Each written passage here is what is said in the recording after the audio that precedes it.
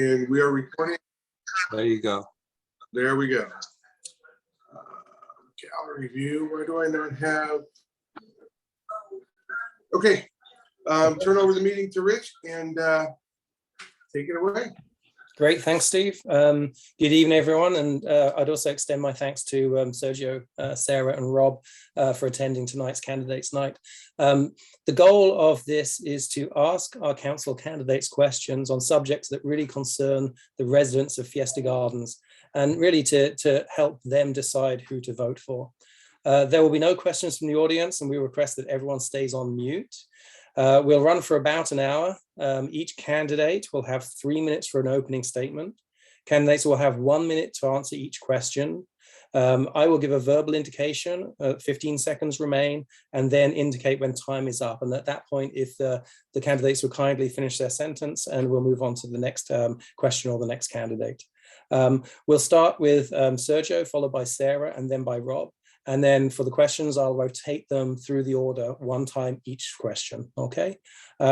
So maybe we'll get started. And Sergio, would you like to do your introduction? Absolutely. Thank you everyone so much for hosting this and for attending. It shows really how much everyone cares about their community. My name is Sergio Zingmat. I'm running for District 3 City Council here in San Mateo. I am originally a New York native, and in New York I ran a business and served in my local and federal governments. I'm running for City Council to make San Mateo a better place for everyone. Most important concepts for me are first and last mile public transit. Public transit is such a critical part of our city's future, whether that be for a young person going to and from school and an extracurricular activity, or for, most of us just trying to get back and forth to work, or for our older and disabled residents who cannot drive on their own. Public transit is a critical part of our future. Specifically for public transit, I want to improve first and last mile transit connections. So that means improving roads and sidewalks, making them walkable and drivable so it's not as bumpy. That's a huge problem in our area, specifically within the district. Additionally, housing is a priority for me, both for existing homeowners and for future homeowners and residents. I believe in common sense development that meets our housing goals within the mandated timeline. The state has given us a wonderful deadline to add about 7,800 housing units within the next 7 to 10 years. And we need to act now to make those goals be reality. I am not advocating to add any 9-story apartment buildings next to anyone's home. I think we should invest in duplexes, triplexes, quadplexes, and other higher density condominium townhome complexes. I believe San Mateo needs a realistic candidate, not a career politician. And I hope tonight I'll be able to share with you my plan to make San Mateo prosper. Thank you so much. Thanks, Sergio. Then we'll move on to Sarah. Hi, and good evening. Thank you to the Fiesta Gardens Homeowners Association for hosting this evening, for Rich for moderating, and for the board for putting this together. I really appreciate the opportunity to speak to all of you. I'm running for San Mateo City Council as a current Parks and Recreation Commissioner, as a trained city planner, and as someone who really cares about this community. My top issues in this campaign are to develop a welcoming San Mateo.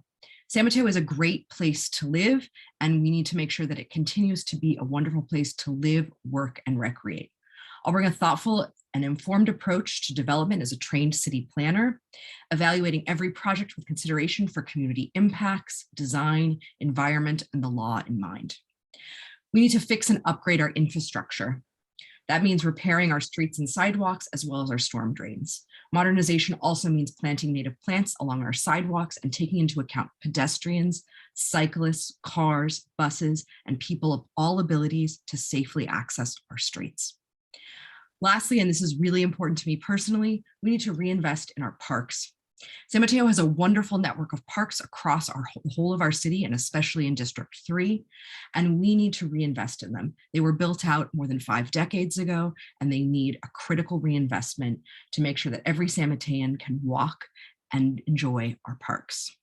Again, thank you for this opportunity, and I look forward to sharing more about my vision for the future of San Mateo with all of you this evening.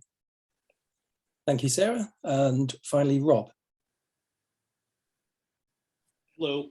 Thank you to the San Mateo, thank you to the Fiesta Gardens Homeowners Association for hosting this event. Thank you, Rich, for being the moderator.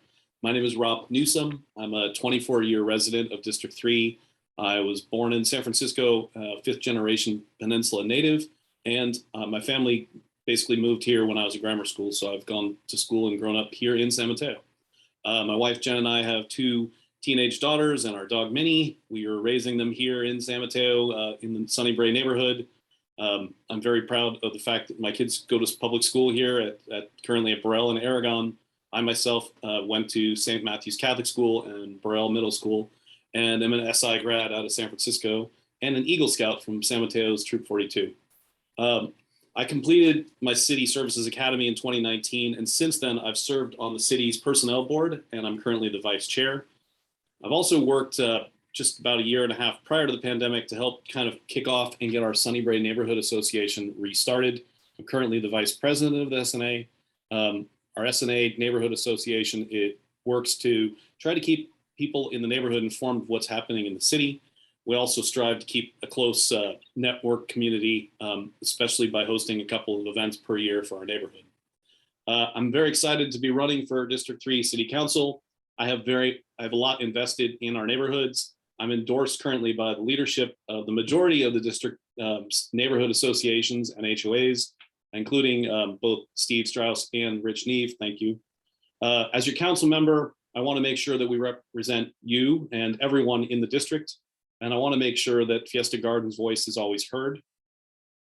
As most of you probably know, my grassroots campaign team has spent the last few months hosting coffees in each neighborhood. We're hosting another one this coming Saturday in Fiesta Gardens. We've passed out flyers, but just to get the word out, we'd love to see you.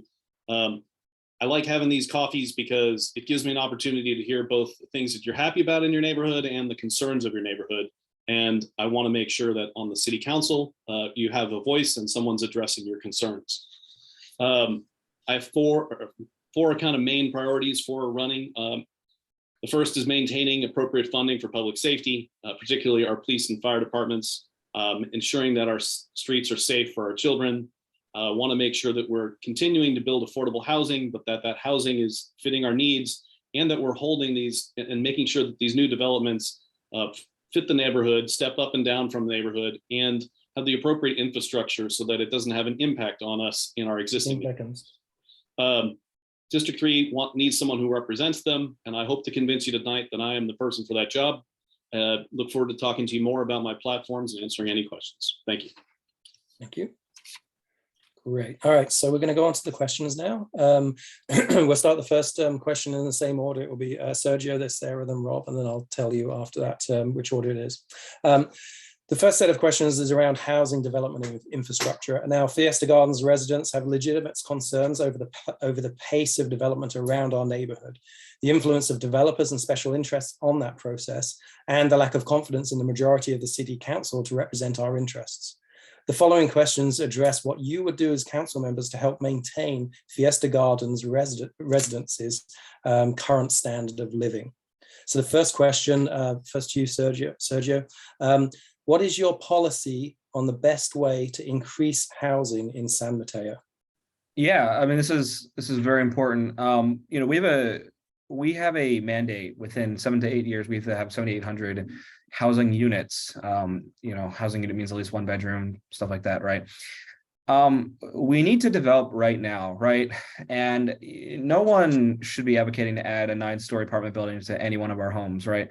But we need to add duplexes, triplexes, quadplexes, ADUs, anything to get those units up, right? You know, that's like 1,000 units a year we have to add. So we have to get started. We have to get started now. So again, I would fully support the development of more and more of these common sense housing units, just to help us meet those goals within our time frame. Thanks. Great, thanks, Sergio. Sarah, and by the way, if any of the candidates want me to repeat the question, I'm happy to do so. Just before I begin, it might be helpful if you could put the question in the chat so we can also visualize it. The forum at the beginning of the week where that was done, and it was a very helpful tool. I can try. My typing skills not the best. If the copy paste option was available, maybe it's not, in which case it's okay. I think I got the question, so I'm going to start. Look, What I believe my opponent was talking about, though, and I'm happy to correct, is the regional housing needs assessment goes in 5-year cycles. And in the next upcoming cycle, we are being tasked through the state and through our regional government, through ABAG, with building about 7,000 units. Now, there's a few things going on there. One is that the return on investment for development is usually about 6%. And with interest rates at 6%, we're going to see a slowdown of development. We're already starting to see that because it's harder to finance these kinds of projects. But to get into the particular of this question, to really meet these needs, we're going to need to build denser along our transit corridor, which means not coming into the single family home neighborhoods, but building multifamily like we've seen at Station Park Green and Hayward Park, and an upcoming project also next to the Hayward Park Caltrain station, some of the next phasing in Bay Meadows, to get particular into the District 3 development. Those development agreements need to be done in a way that benefit all of San Mateo, whether that means through infrastructure, through parks, through amenities that help better connect residents to transportation. But really, we need to look at the sites where we can have the most impact on our housing units and the least impact on our current residents. And that's through building along the transit corridor. And that has been the recommendation through the general plan process. And as your next council member, I would hope to see that through. Thank you. Thank you. And Rob. Well, I'm going to echo a lot of what's been said, but I'll try to touch a few new points. Housing, obviously, we want to make sure that it's built along the transit corridor, particularly the El Camino Real and along the Caltrain train tracks. We need to make sure we're building the right type of housing that will host both our retail workers and our public service employees. When we look at what's been built currently with Station Park Green, we're looking at rents between $3,000 and $4,000 a month for studio apartments. These are not affordable, and they're basically tech housing with concierge service. We need to make sure that when we're building the right type of housing, and that's meeting our workforce. We need to make sure that we're preserving our historic neighborhoods. We need to make sure that we're having step up and step downs, so that if you live in a 1-story and 2-story neighborhood, you're not going to be overshadowed by 4-story buildings. And then we need to make sure that as we do this new development, we are not damaging existing infrastructure. So need to make sure that you're able to get in and out of Fiesta Gardens and onto the freeway, or by bike safely to the train station. And and then we just need to make sure that we're building power, water, and having everything in place to mitigate traffic and make sure fire and public safety is there. Thank you. All right, so second question, and I will put it into the text. There we go. So Measure Y is a San Mateo resident-led and voter-approved measure that sets heights and density limits in San Mateo and requires affordable housing as part of those developments. SB 9 and SB 10 are state laws that enables a council majority to overturn measures like Measure Y. It permits partial or full teardown of single-family homes to create 2 lots and multiple units that can be sold separately. Local ordinances cannot be enforced. Parking is limited to 1 space per unit or not required at all within 1/2 mile of transit. Fiesta Gardens is within 1/2 mile of the Caltrain station. So SB 9 and SB 10 therefore could dramatically change the Fiesta Gardens neighborhood. The question is, would you use the powers of SB 9 and SB 10 to overrule the wishes of local voters such as Measure Y? The first question is to Sarah. So a couple of things here. The first is that I worked on the campaign to defeat Measure Y 2 years ago, and we lost by 42 votes. So it is the law. It was a very narrow loss, a statistical tie, but those 42 votes, every vote counts. And so Measure Y is the law. I think that there can be certain overriding that makes sense. For example, with the Kiku Crossing 100% affordable project, we see a taller building than what is allowed under Measure Y. And I think that is the kind of exemption that makes sense. I think exemptions in single family neighborhoods, first of all, are unlikely to be utilized. 15 seconds. But If they are, we'd really need to look at it closely. I'm not interested in changing the general character of a single family neighborhood. I'm interested in finding impactful ways to build housing near our transit. Thank you. The same question to Rob.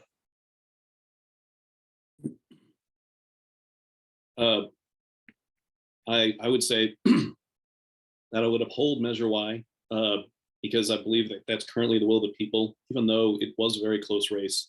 I think that said, we have to find the balance. And so there may be instances where SB 9 and SB 10, does have us consider overruling or overruling what Measure Y has in place. But I don't think that that's going to really impact your neighborhood. Obviously, it could if we allowed a lot to be split to a duplex or an ADU to be sold as a separate entity. But for the most part, no, I would uphold the will of the people. I'd also want to make sure that we're including people in the general planning process and that we're communicating to the neighborhoods of what's going on and try to get buy-in, because it's important that the people are heard. Thank you. Thank you. And Sergio, same question. Yeah, so Measure Y, was put in years ago, right after one of those large apartment complexes was put in across El Camino. Measure Y is a huge limiting factor in the development of these, complexes, right? In the development of our area. It limits the number of units per acre, right? So it's not necessarily height, it's a whole thing. But in order to support future development, and what is or was part of the general plan at some point, the new general plan, we do need to get rid of Measure Y. And again, no one here is going to advocate for a 20-story or even a 4-story, 5-story building next to a single family home. But if we could redevelop some of these single family homes into duplexes, quadplexes, or triplexes, quadplexes, we can really make a difference. And in addition to adding stuff around transit corridors, but in our district specifically, it's going to look like duplexes, triplexes, quadplexes. But yeah, we do need to get rid of Measure Y to achieve those goals. Time's up. You guys are actually doing a really good job at doing 1 minute. I appreciate it. I'm not even having to save 15 seconds. So thank you very much. All right, third question. This will initially be to Rob. What initiatives will you enact to deal with the growing traffic problems in our area?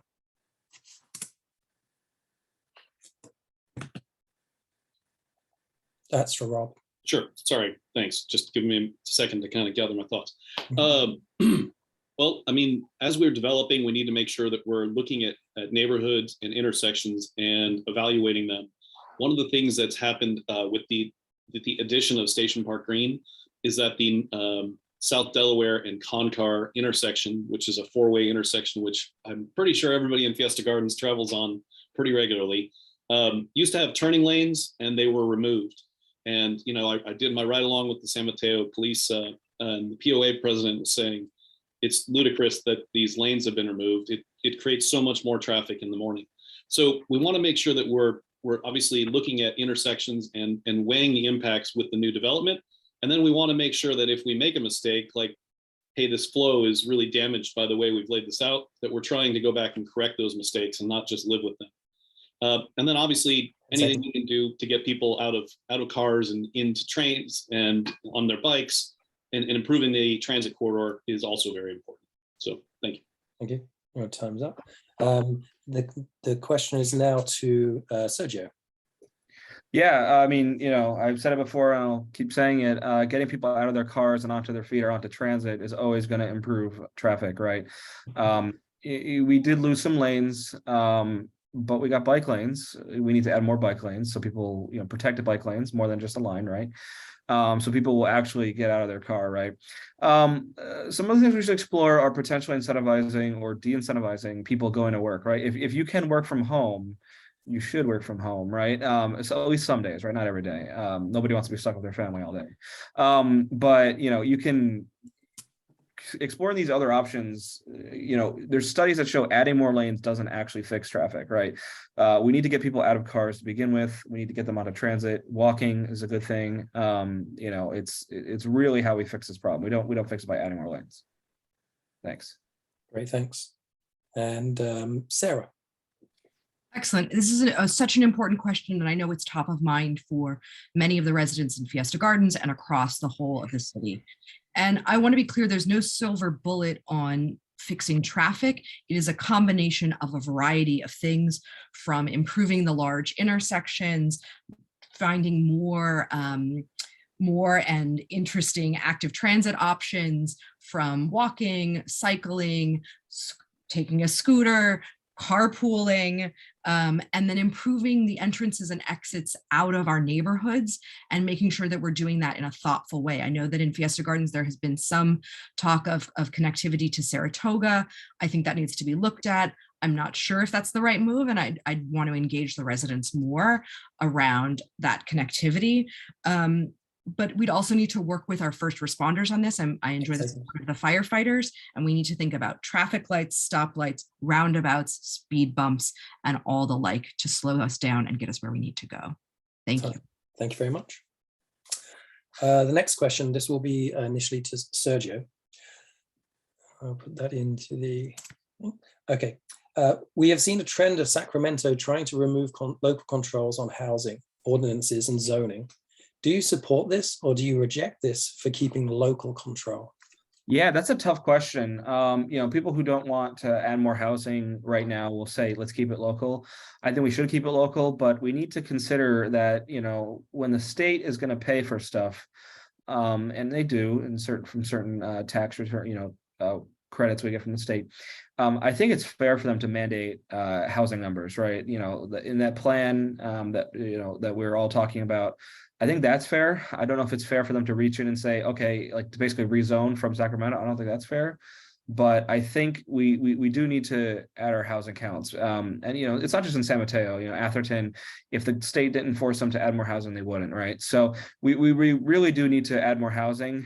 Maybe not have the state rezone for us, but we need housing now. That's my answer. Thank you. Sarah. Great. This is such an important question.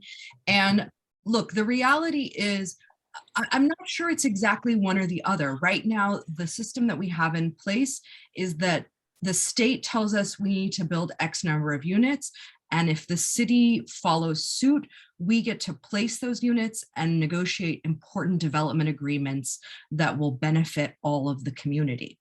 And I look forward to, like I mentioned prior, we are going to see a pause and a slowdown in development because of rising interest rates and inflation. And during that pause, we're going to have the opportunity to reinvest in our infrastructure, in our streets, and in our parks, which I so love. And so that opportunity is really going to give us time to take stock and refocus on where the housing needs to go and how we're going to best place it. Thank you very much. And Rob. Well, I think we need to do everything possible to try to keep control within our own city.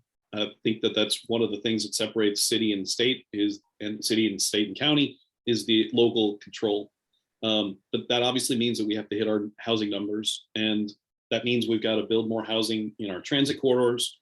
We also, I think, should be looking at what I believe is like the fact that we're over officed. The pandemic has changed the way we work. So I believe that we need a lot less office space than we have now. And yet currently we're building more office space. So as we build more office space, so there goes the raise of numbers for housing that we're required to have. So I think we need to look at, maybe converting old office space into housing. I think we need to hold the state accountable as well for improvements in the capital corridor of the El Camino Real and Highway 92 widening. Both of those things are important. I mean, it's important that we're using more mass transit, but there is no real east to west solution. If you work in Hayward, San Leandro, even Fremont, it's not realistic in many cases to use mass transit. So in the meantime, we need to make sure that those corridors are not choke points as we increase the housing around. Thank you. Thank you. All right, the next question, this is to Sarah to start. ADUs are accessory dwelling units allowed to be built in backyards of single family homes. Do you support aligning with the state minimum of 16 feet, about 1.5 stories, or would you advocate for even higher ADUs that overlook and shade neighbors' yards? Yeah, I mean, the ADUs that are being built, there's only a few that have been built in San Mateo. I think we'll start to see more as we see more design options come through, but in a way that's similar to some of the challenges of building in the next few years. I think ADUs are also going to slow down because they're frankly very expensive to build. You know, I'd like to see it on a case-by-case basis in terms of how tall they get built. If they match the surrounding homes, then I think that 16 feet or 1.5 stories is reasonable. If you're building an ADU next to a 2-story home, it seems reasonable for it to be a 2-story home. But again, I think it needs to be evaluated on a neighborhood by neighborhood basis. Thank you. Same question to Rob. Sure. And, you know, I've actually been looking and then have kind of put the brakes on putting an ADU behind my own home. I live on Delaware Street, and I'm blessed enough to have an alley behind our house. So I've looked at the idea of taking down our 1-car garage, and which is basically an old shed, and putting an ADU behind it. And I think, you know, I think 16 feet is probably about the right amount. However, you know, if we really want to have it so that people can park under an ADU, meaning a garage with an ADU above it, then maybe it might have to be 2 stories. I think it really comes to what my opponents have said as well. It needs to fit the neighborhood. So I would say probably a 2-story is about as far as I'd be willing to go, and it would have to make sure that it wasn't impacting the neighbors directly to the right or left or behind. Thanks. Thank you. And finally to Sergio. Yeah, I mean, I fully support ADUs. I have a less concern of whether it shadows neighbors or not, right? It's a minor shadow. It affects it like 4 hours of the day. You know what I mean? Like I think we need housing. I think Rob's idea of incorporating a garage into it is a good idea. We could mandate that ADU is fully electric, has EV charging, all that good stuff, right? But we need to add the ADUs. We should remove the bureaucracy of adding an ADU, right? An ADU is a unit. We need to meet the unit guidelines. Maybe incentivize adding an ADU. There's a lot of startups that they'll put an ADU in your backyard in like 3 weeks, right? Including permitting. So we really need to get this sorted out. And I fully support ADUs. But thanks. Thank you. All right, the next question, this will be to Rob first. Are you in favor of creating caps on new office space development to rebalance the current creation of new housing versus new jobs? Sure. I think I kind of already answered some of this, but yes. You preempted it. I think, preemptively said yes. I think it's important that, we look at it. People are not working. The pandemic has changed everything. We're not working the same way we used to. Most people are not coming into an office every day. Some aren't going into an office at all. And as that's the case, we really don't need as much office space. And we're totally pressed for where to put more housing. So I think that the trade-off really is to see if we can, increase the amount of housing in what used to be old office space. And we have that opportunity. If you look up near CSM, there's actually a project pending to take down some office space and put up a housing complex. Great, thank you. Same question to Sergio. Yeah, I'm not gonna support a cap on office space, and the only reason why is I think this is one of those rare situations where the market is actually going to control it. Look at Station Park Green, like almost half of the commercial space is empty, and that's because I called them up. They're asking between 8 and 12 grand for a space, in Station Park Green. Sure, there's free parking, but like, what else are you getting for that money, right? You got to pay your own utilities. It's not a. We need to make offices more affordable, but we don't necessarily need to add more offices. We need to make the ones we have more affordable, and then we can add more offices down the line. Office also includes commercial space, right? As we redevelop things, we need to consider that essential services are not being disrupted. The area where Rite Aid is going to be redeveloped, and they're not adding any pharmacy back. As much as we like to just say go to a different pharmacy, there's other concerns with that. But we need to make sure that we're protecting existing services. But I do support reducing the amount of offices, but not necessarily through legislation. Thank you. And same question to Sarah. Yeah, this feels like too blunt of an instrument for me to support. I think that Commercial development has, of course, outpaced residential development, and that's something we need to keep in mind moving forward. However, only about 15% of San Mateans work in the city of San Mateo. And so we need to think about how we're balancing out being able to live and work in the same city.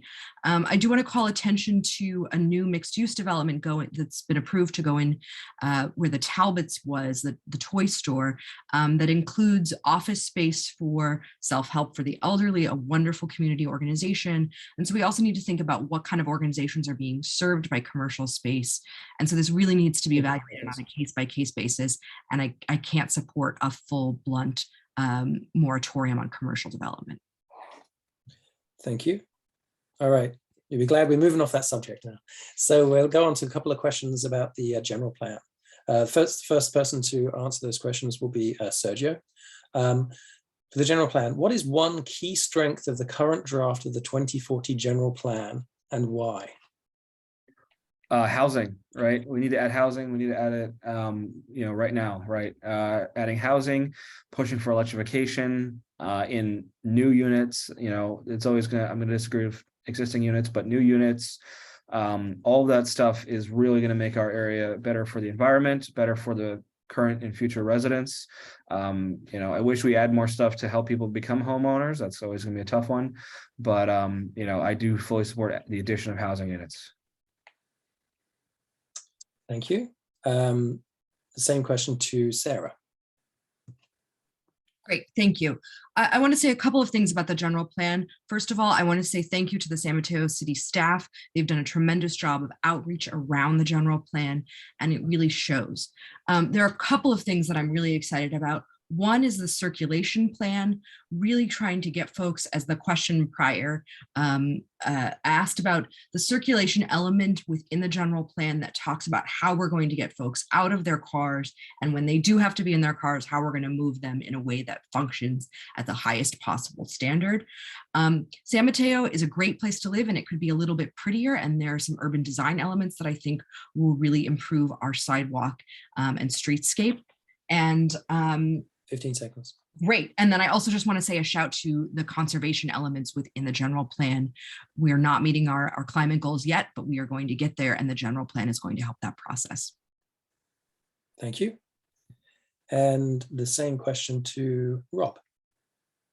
I think for me, the best thing about the general plan is the inclusion factor. We've brought so many people together. The city's, to echo what Sarah said, the city's done a fantastic job of really doing outreach. And if anything, the pandemic actually, in some ways, improved that outreach because we brought a lot more of it online. And prior to that, I would go to the city general plan meetings, and there would be like 2 other people there. And now that things are able to be online, it really feels like there's a lot more people involved. So I think that's a key. I think really it's important that we continue to look at at where our R1 and R2 housing is or are, and I think that kind of ties in as well. And then I think we need to make sure that we're looking at it from a traffic element and a bike lane and alternative transit element as well. So that's my thoughts on that. Thanks. Thank you. Okay, next question is, what element of the current draft of the 2040 general plan would you change and why? And that is to Sarah to begin.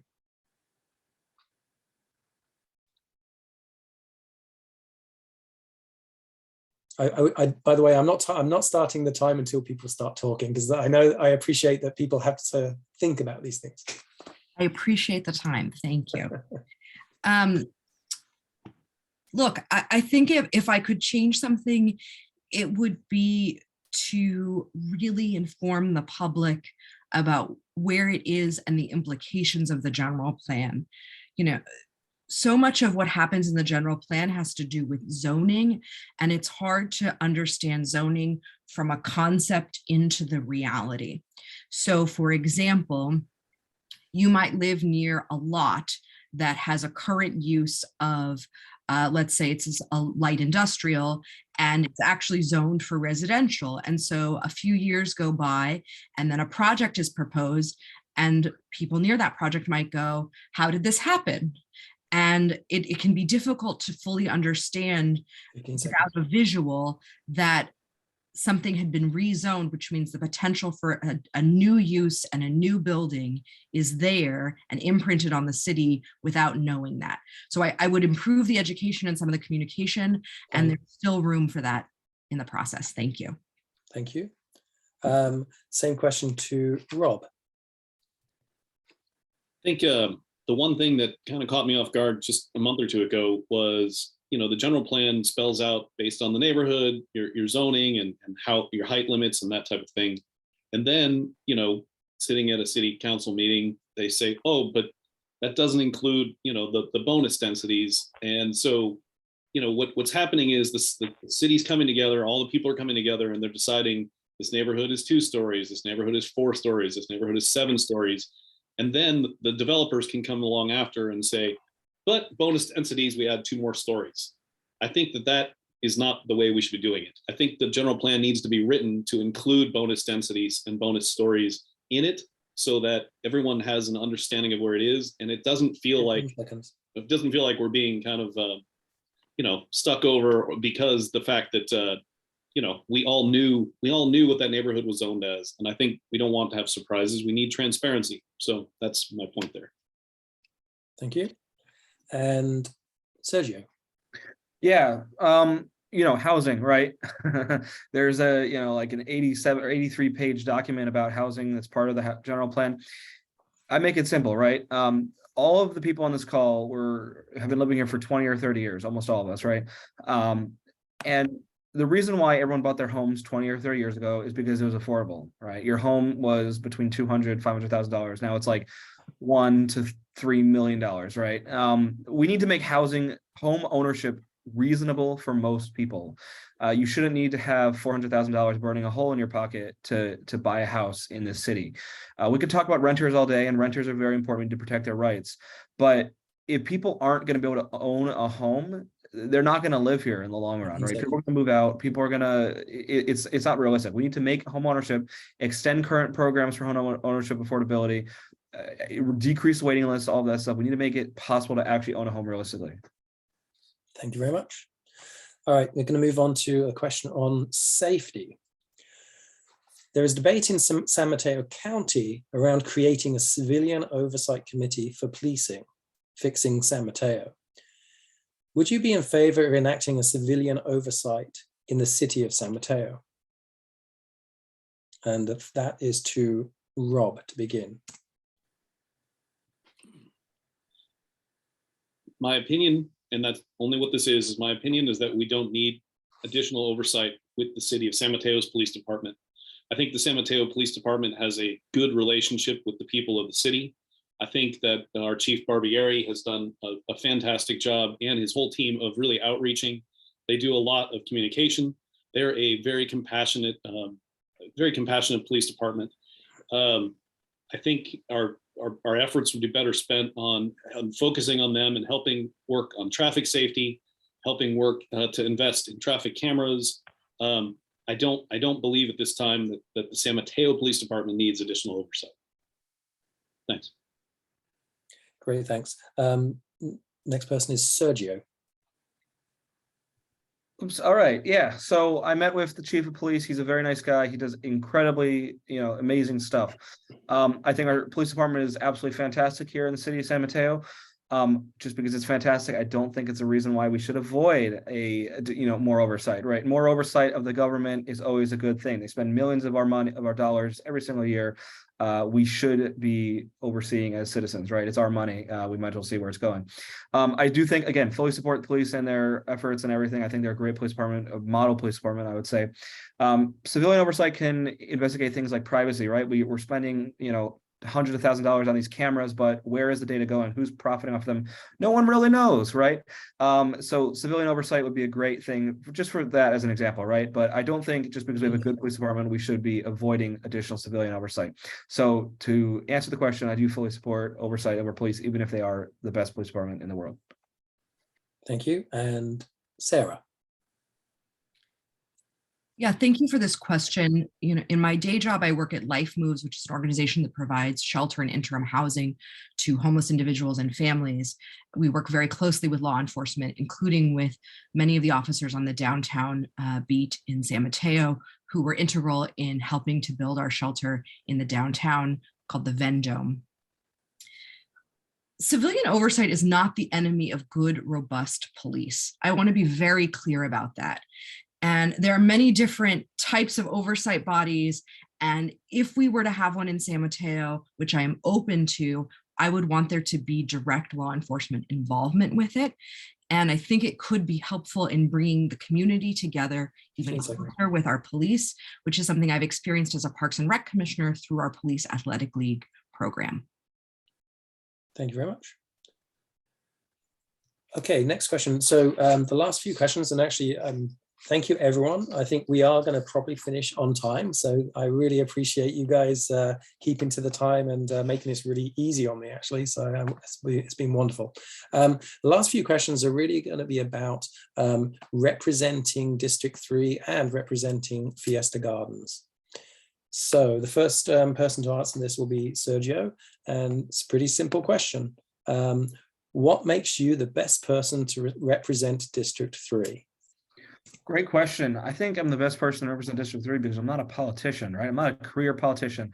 I didn't spend, hundreds of thousands of dollars on a degree in politics. I don't have 20 years of political experience or 10 years of political experience.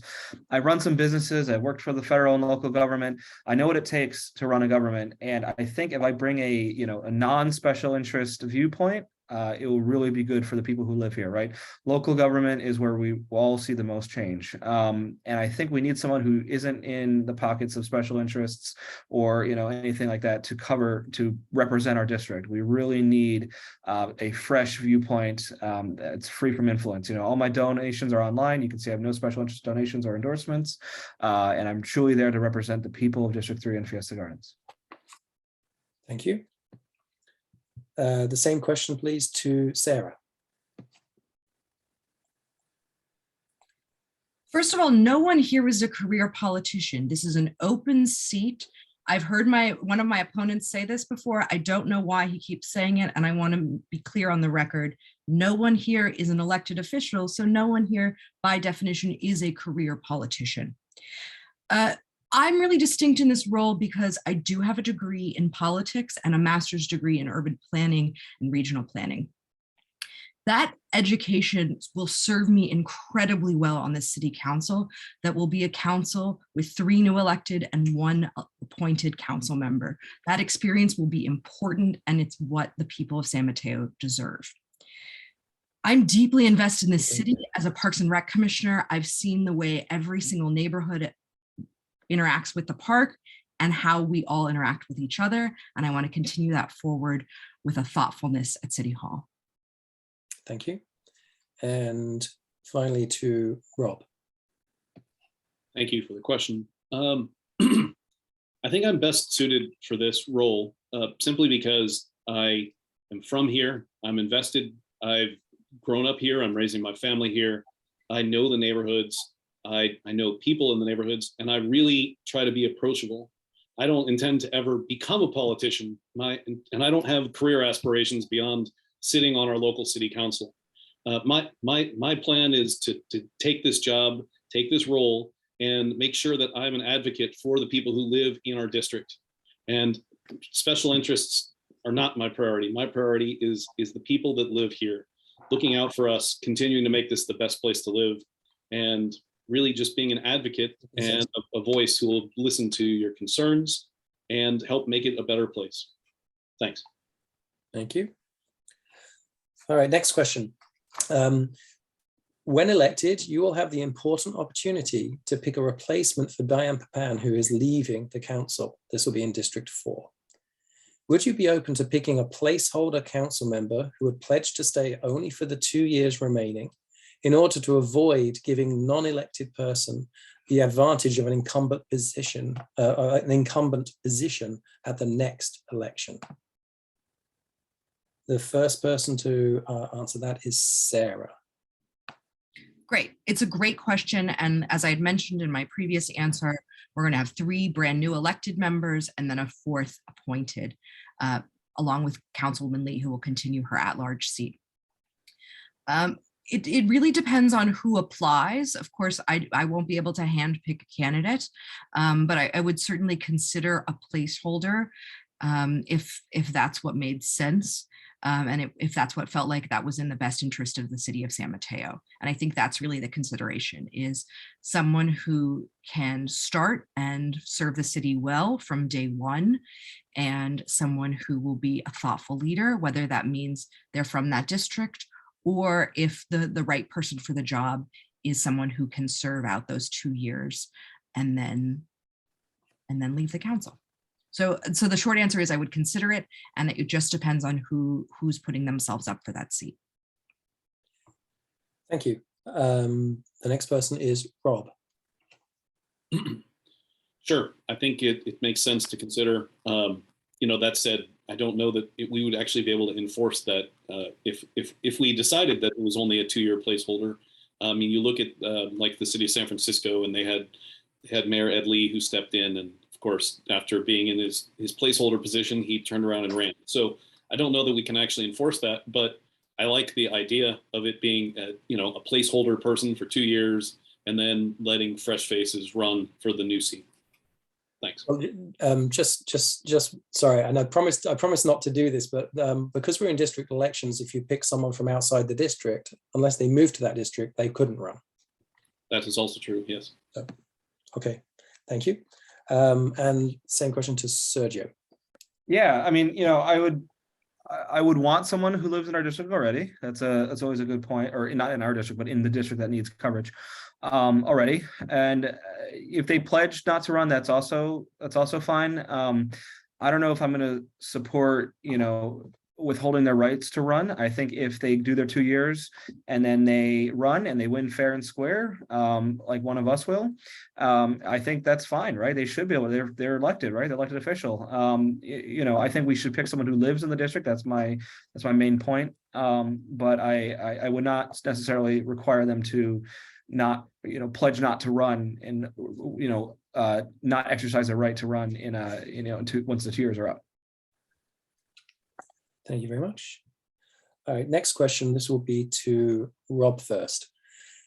As a council member, how will you hold yourself accountable to District 3 residents who voted you into office? I think outreach and communication are really key.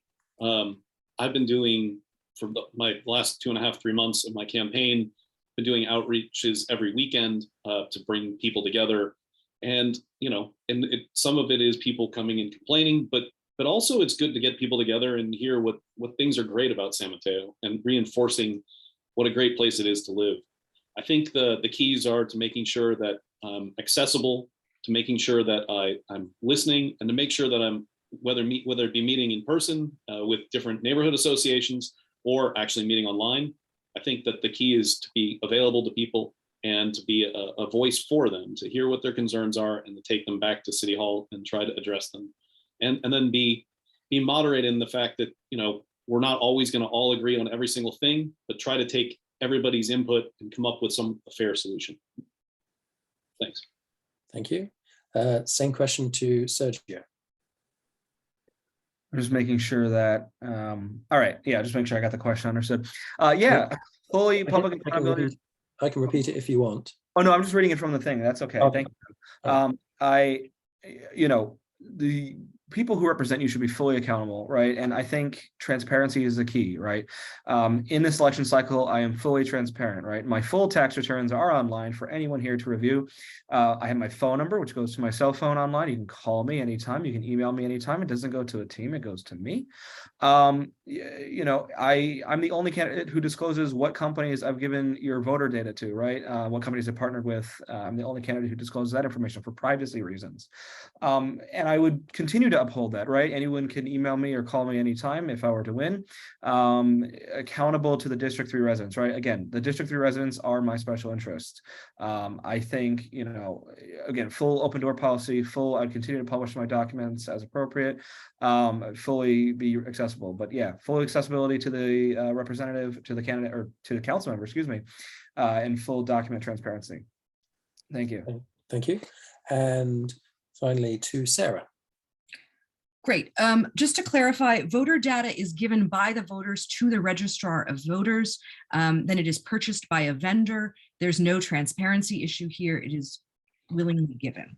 I would stay in touch with constituents and the whole of District 3, including all of the residents, through regular communication, such as an email newsletter, town halls that may be open or specific issue based, and just showing up and being there for everyone across this community. San Mateo is such a special city that we do show up for each other. When I've been knocking on doors and talking to residents, everyone says I always vote, and they have questions and they're interested in the hyper-local issues, and I will continue to stay on top of those issues as a councilwoman. Thank you. All right, next question. This will be initially to Sergio. If a vote comes to the council that District 3 residents support, but to which you are personally opposed, how will you vote and why? Yeah, so, you know, I am a resident of District 3, but I'm not running just for me, right? I run to represent the people of District 3. You know, any one of us, whoever wins, could go in and make the worst decisions possible, and in 4 years, they would hopefully be voted out. You know, there are some things I disagree with, but if the people fully support them, then, you know, I'm that's my job, right? That's why I would be, you know, that's why I'm on the books as City of San Mateo, is to represent the people. So if there was something that the populace, you know, not necessarily just the voting population, but everyone in District 3 supported, or, you know, majority, I would support that as well, right? I think that's what's the right thing to do. Thank you. Same question to Sarah. Yeah, this is an interesting hypothetical. Of course, it would depend deeply on the situation and what was being voted on. For example, if we were being asked by residents of the district to violate state law, I would have to disagree with my constituency, and I would do so because we need to protect our city funds against lawsuits. And so that means we do need to uphold state law. I know there's been a lot of conversation around this, and it would be important for us to find middle ground and build consensus around an issue. So for example, a few years ago, our council denied a project at Santa Ynez. We were sued. It cost the taxpayers $1 million. We lost, and that project is going through. So it depends on the issue, and I would never want to put us in legal jeopardy as a city, even if it was unpopular with our constituencies. Thank you. And finally to Rob. As much as possible, I'd always side with the voters and the residents of our district.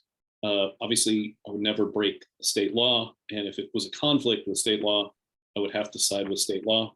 But I think really the important thing to stress is the fact that I'm going to listen and be available and try to listen and be driven by the will of the people, not by special interests, not by developers, really the people who live here and are the residents here. That's what matters. Thanks. Great, thank you. So next question is to Sarah first. Yes or no? Will you commit to attending an FGH board meeting twice a year as a council member to inform us of your decisions, votes, progress, and to listen to our residents' needs and answer their questions? Yes. Do I have to set the timer for that one? No. All right, great, thank you. Same to you, Rob. Yes, I will be there. Excellent. And I'll also be hopefully invited to some events as well. Like we have some friends a lot of friends live in Fiesta Gardens, and we'd like to be invited to come by for a swim every once in a while, and love that you guys do so much outdoor stuff. So yes, definitely be available I consider Fiesta Garden part of my neighborhood. And Sergio. Yeah, fully support it. The residents want me at an event, I'll go to it, right? It's Fiesta Gardens is a part of our community. It's a big part of our community. It represents a lot of people, even those who don't necessarily show up to every HOA meeting. It's still an important part of our community. So yes, fully will show up to your meetings. Great. So what you guys can do then is put into your calendar now, March and October, the first Wednesday at 7 p.m. and I'll be inviting you. Great. Next question. This is to Rob first.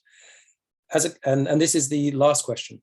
As a council member, will you commit to never taking down any part of the Saratoga sound wall or allowing any form of access through that wall? Yes, I will maintain the Saratoga sound wall. I know that is so important to the residents of Fiesta Gardens. I've heard it, and I definitely will make that commitment. Yes. Thank you. Sergio. Yeah, I mean, I support keeping it as well. No one wants to, hear all that noise. So, I mean, it's a no-brainer. Let's keep it up. Okay. And finally, Sarah. Yes, so long as that's where the community is on the issue, that's where I'd want guidance. My understanding from the canvassing that I've been doing in the neighborhood is that is where the community is. If that were to change, I'd be interested to know sort of the how and why. But as long as that's where the community stands, that's what I would support. Great, thank you very much. So we're doing absolutely perfectly. We're right on the hour, and it is now going to be for closing statements, and we'll go in the same order as we started, which will be Sergio, then Sarah, then Rob. So Sergio, you have 3 minutes for your closing statements. Yeah. So again, everyone, I'm Sergio. I'm running for District 3 City Council to make it a better place for everyone. Current residents, future homeowners, hopefully. We really need someone who is committed to transparency, committed to doing what's right for the public, right? There's a lot of us in District 3, and all of us are individuals. None of us are, special interests. So I represent I represent the individuals, not the special interests. Building up housing is always a hot topic. We need to make sure we do it right. We make sure we do it quick. Transit, always important, right? Thousands of us depend every single day on going to and from work, to and from, essential services on our transit. So we really need to build that out. What I ask for what you do over the next couple of weeks, or if you choose to vote in person on the 8th, is you consider every single candidate, you consider their funding sources, you consider, who's donated to them by name, right? You want to make sure that you're voting for someone who has no potential special interest in mind, right? You also want to demand transparency, whether that be asking people to see where they get their sources of income, or talking to people directly. I am fully accessible to any of you. You can call me anytime. You can email me anytime. Anytime you have any questions about anything, you're always welcome to contact me.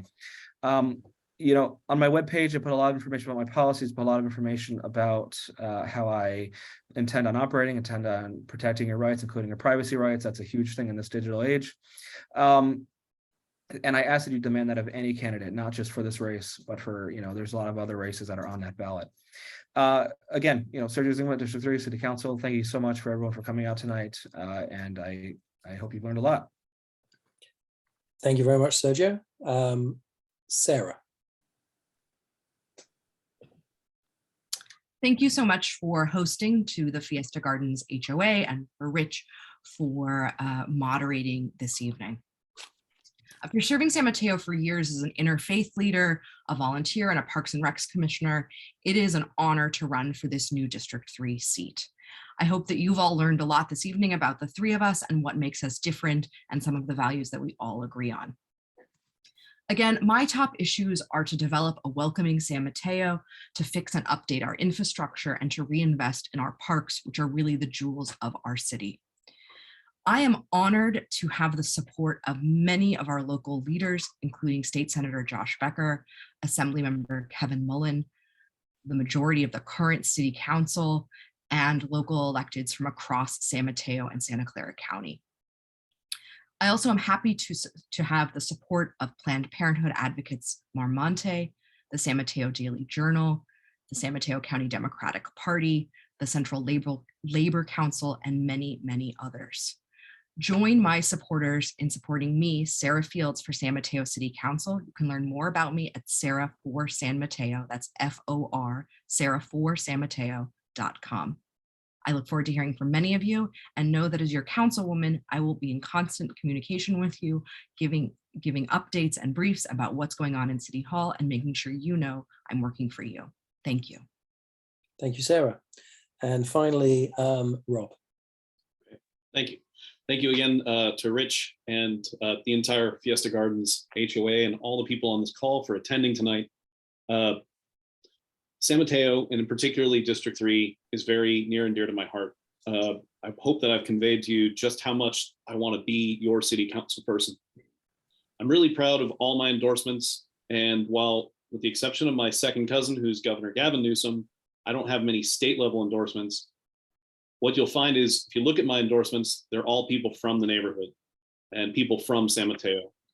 These include State Senator Jerry Hill, County Supervisor Carol Groom, who herself is a District 3 resident, Councilman Eric Rodriguez, former mayor and District 3 Sunnybury resident Maureen Frechette, and former mayor and neighborhood leader Claire Mack.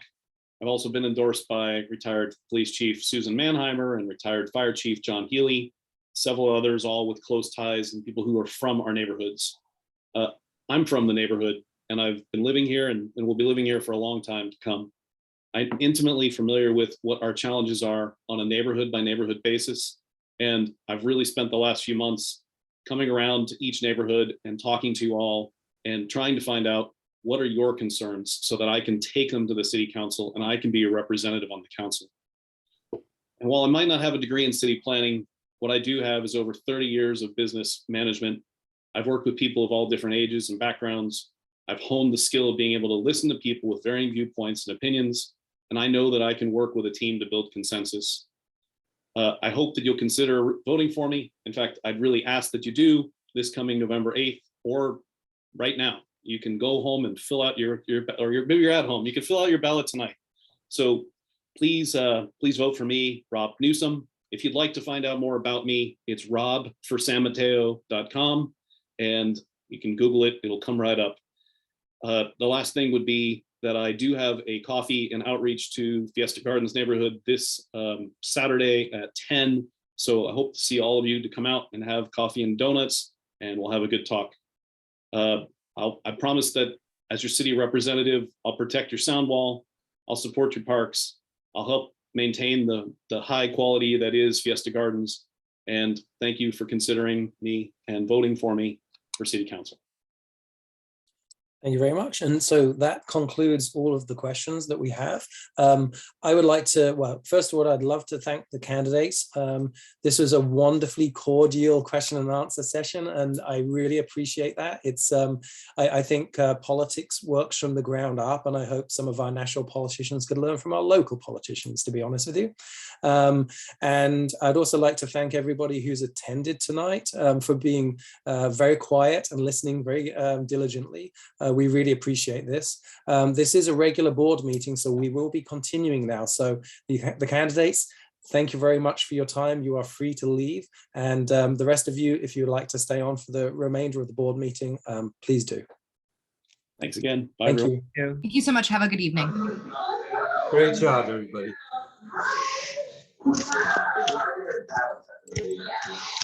All right. Excuse me. Well, thank you, Rich. Thank you, candidates. Thank you, everybody, for your attention. And I guess now we can move on to do a little bit of business. All right, let's go back and see who's still here.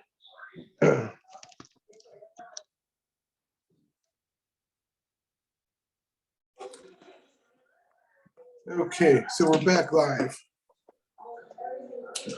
Can everybody hear me okay? Good. All right, well, again, thanks everybody for attending. We're gonna now just kind of breeze through our business. We'll start with the minutes of the last meeting, the approval of the minutes of the last meeting. Hopefully everybody's had a chance, all the board members have had a chance to review them. Let's at least get our board back here, live and in color. Let's put Christina back on video. Let's see who else we got here. Pam, we'll put Pam back on video.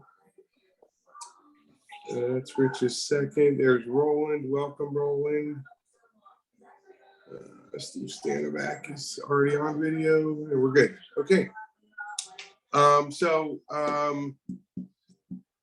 Anybody want to make a motion to approve the minutes of the last meeting? A motion. By Rich, second by Roland. All in favor? Okay, minutes are approved to the last meeting. Let's move on to our treasurer's report. Mr. Gross. Thank you, Steve. It's kind of the same as every month.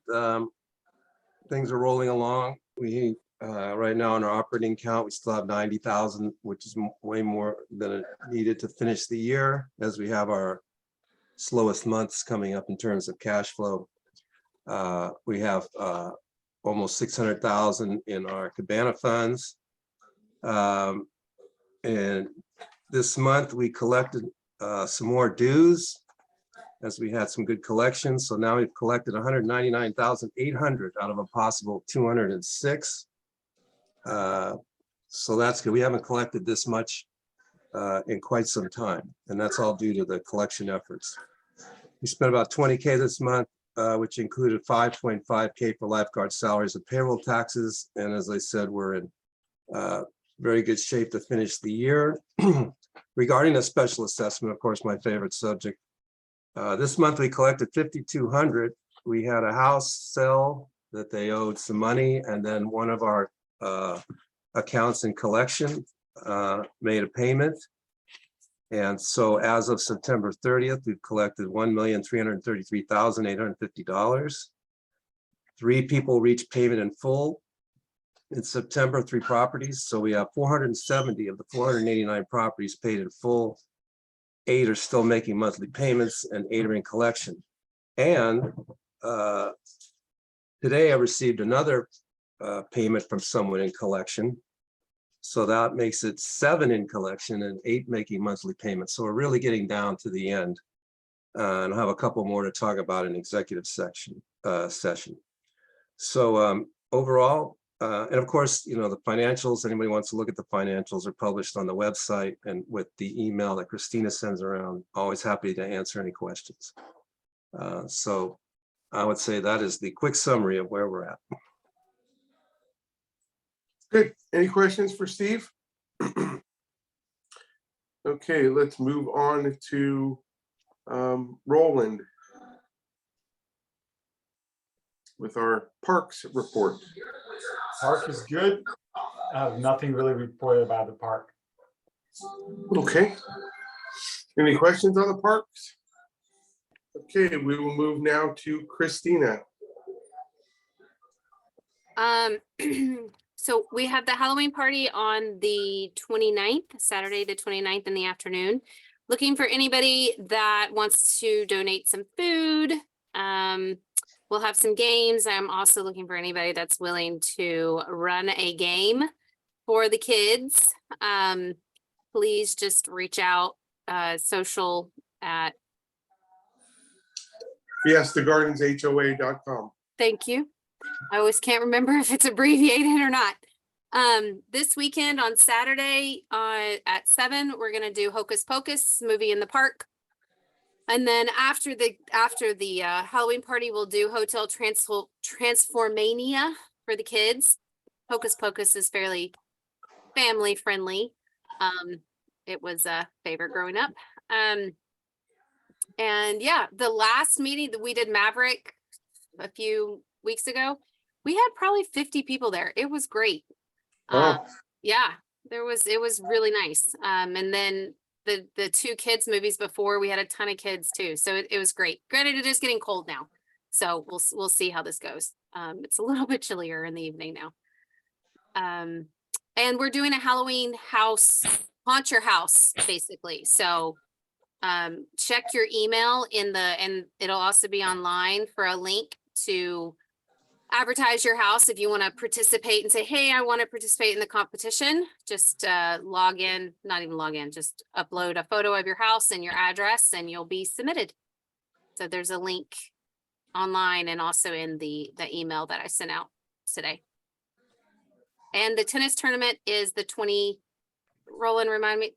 and 23rd, next Saturday and Sunday.